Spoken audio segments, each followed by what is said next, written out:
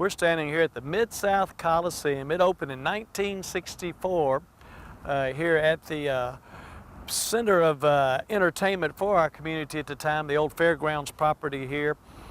We had the Fairgrounds Amusement Park, later Liberty Land, later the Liberty Bowl Memorial Stadium, many athletic fields here, a big swimming pool. But in 1964, we had to move into a more modern arena for events away from the Ellis Auditorium downtown. It was built as about an 11,000 seat indoor arena for University of Memphis basketball, concerts, the rodeo from the fair, graduations. It's just a great entertainment capital. Made money every year, over 150 events a year. In 1964, it was the first public assembly building in Memphis that was designed with desegregation in mind, and all of its facility here, the accesses, the seating, concession stands, restrooms, everybody set together. So it was a great unifying building there. It was placed on the National Register of Historic Places as well, just like many of our buildings here in the Midtown area. Many concerts in here, many great memories. Even wrestling on Monday night was a big event here. Of course, the heyday of Memphis basketball was here in the 1970s when the Tigers went all the way to the finals of the NCAA championship. Orange Mound being to our south here, Beltline being to our east here, Cooper Young being to our west. The neighborhoods really fed into this area. We believed in the Coliseum, worked here, provided employment for a lot of people.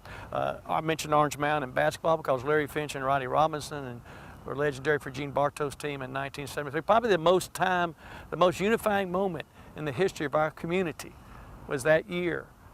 Before or since, I can say, and here at the Mid-South Coliseum, the good things that went on there. Over the years, numerous concerts, said to be the only building in America where Elvis Presley, the Beatles, and Frank Sinatra performed in.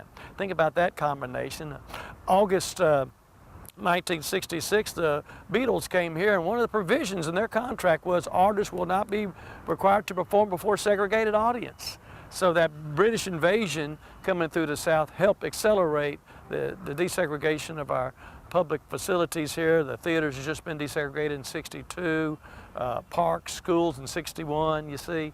So having a public entertainment facility this big and this gracious like we had with the Mid-South Coliseum was a very unifying event for our city, and many great events occurred here. Of course, by the 1990s, the popularity of Memphis basketball had grown. Concerts started demanding bigger audiences, so we built the Pyramid downtown in 1991. This became a secondary building. Still had minor league hockey here over the years through the 1990s, and it finally closed in the early 2000s. Just like Liberty Land closed in 2005, the Mid-South Fair left, the fairgrounds got kind of evacuated. It's a great building, many memories here, and like I said, wrestling, studio wrestling is probably one of the bigger memories when you look at some of the old videos. We helped birth studio wrestling for our country out of the Ellis Auditorium and Mid-South Coliseum here. Today it's been empty, I guess, about 10 or 12 years now. There's a lot of speculation about rehabilitative use, another purpose. And of course, with FedEx Forum being downtown, it serves as our big classy arena for not only Memphis basketball, Memphis Tigers, but Memphis Grizzlies professional basketball and all the big concerts. There is a clause that kind of limits the use of this building as well. Again, it's going to need a lot of clean up, paint up, fix up inside if it's going to be readapted for use. But no matter what happens to the Mid-South Coliseum, the memories will last forever.